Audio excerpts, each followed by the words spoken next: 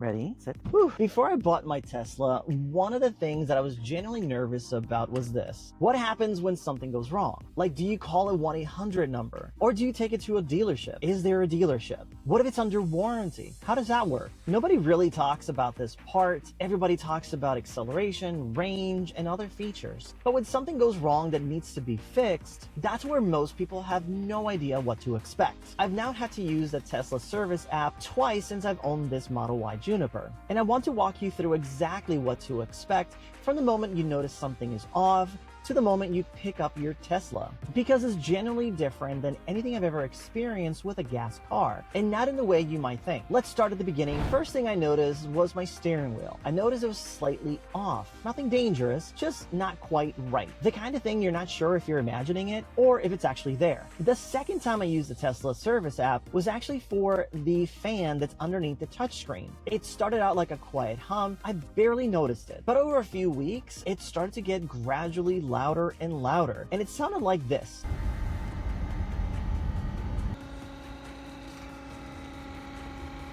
And once you hear that, you can't unhear it. Now, with a regular car, I'm already dreading the process. I'm Googling dealerships. I'm even blocking out a Saturday or maybe a weekday where I have to call out from work. And I'm wondering if they're going to charge me for something that shouldn't cost anything. The entire service experience begins on the app, and that changes everything.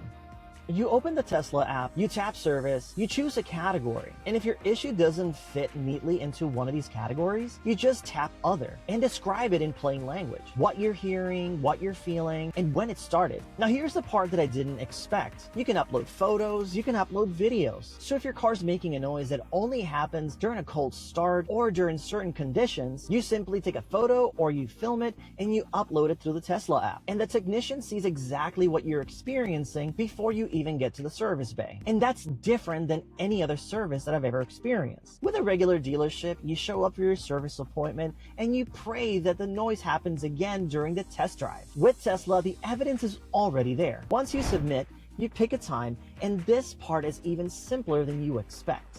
Okay, real quick, I want to address something because I know the comments are coming. When you book a service appointment, you'll see an estimate come up, and that number might say something like $200 to $7,500. Now, don't panic.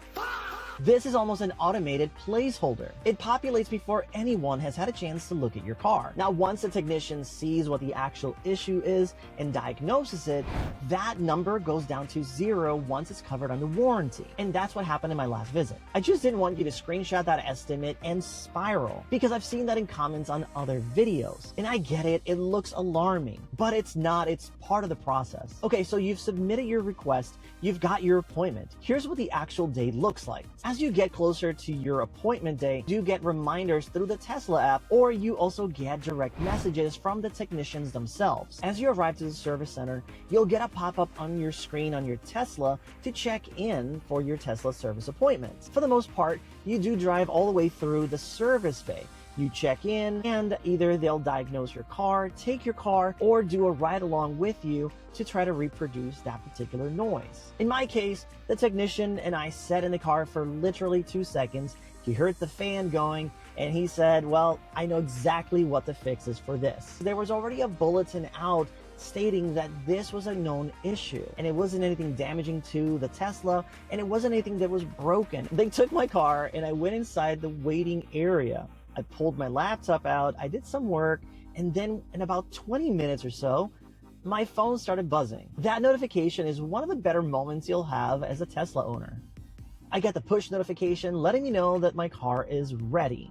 I open the Tesla app, I pull up the invoice, and because it's covered under warranty, the cost is 0. And look, I'm not telling you that every Tesla appointment is going to be free or always covered under warranty. It doesn't. There is a list of things that are your responsibility. Tire rotations, wheel alignment from normal wear and tear, cabin air filter, and wiper blades. That's all on you. Normal maintenance stuff just like any other car. But if you're like me and you like to do things yourself, I have a few videos here on the channel to help you learn how to replace your wiper blades, your cabin air filter, and a few other things. But for actual defects or anything that shouldn't have happened, warranty coverage has been pretty straightforward every time I've used it. And if this is the kind of real owner experience you want more of, subscribing to the channel helps us make more videos like this. Okay, back to the pickup.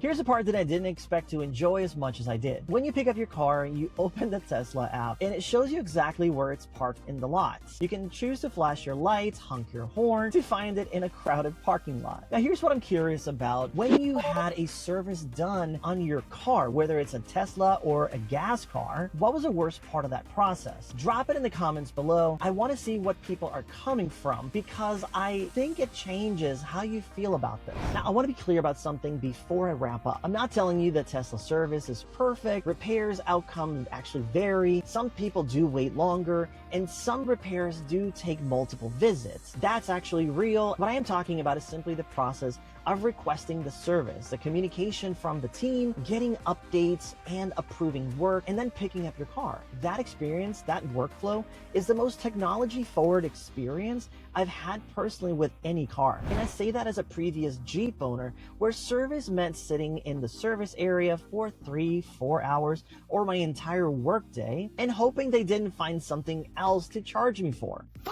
Now, I know what you're going to say. If you're a Jeep owner, you fix your Jeeps yourself in your garage. But my relationship with time has completely changed, and I'd rather be spending my time doing things I actually want to do as opposed to sitting in my garage repairing something. It's not that Tesla doesn't have problems sometimes. It's that the experience of dealing with those problems doesn't feel like a punishment. And for someone who was genuinely anxious about this part of the EV ownership, well, that matters. Now, if you're still in the research phase or you recently just took delivery of your Tesla and you're trying to figure out what the first few weeks are actually like, there's a video right here that covers what I wish somebody had told me when I first bought my Tesla before my first week was over. Things I did wrong, things I didn't expect, and one thing that quietly ended up actually costing me money before I knew it was even happening. And that video is right here.